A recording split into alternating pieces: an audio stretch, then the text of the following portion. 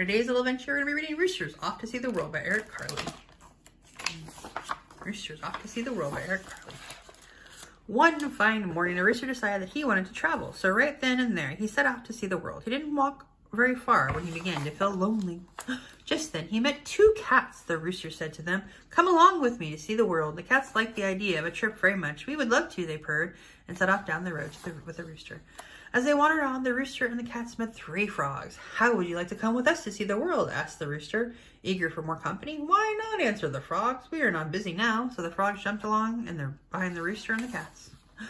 After a while, the rooster, the rooster, the cats, and the frogs saw four turtles crawling slowly down the road. "Hey," said the rooster, "how would you like to see the world?" "It might be fun," snapped one of the turtles, and they joined the others.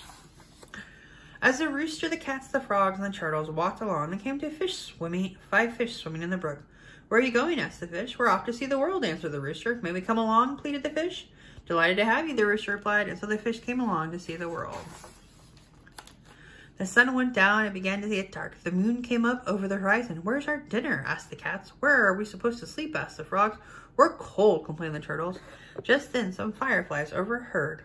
"We're afraid," cried the fish. Now the rooster really had not made any plans for the trip around the world. He had not remembered to think about food and shelter, so he didn't know how to answer his friends. After a few minutes of silence, the fish suddenly decided that it might be best if they headed for home. They wished the others happy trip and swam away. Then the turtles began to think about their warm house. They turned and crawled back down the road without so much as a goodbye. Well, that's a little sad.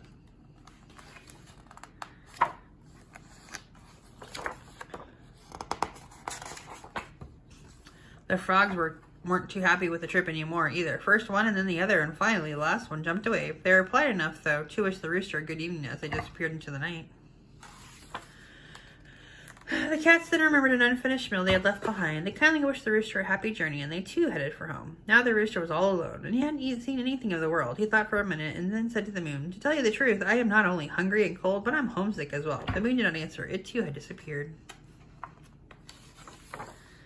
The rooster knew what he had to do. He turned around and went back home again. He enjoyed a good meal of grain and then sat on his very own perch. After a while, he went to sleep. He had a wonderful, happy dream all about the trip around the world. The end.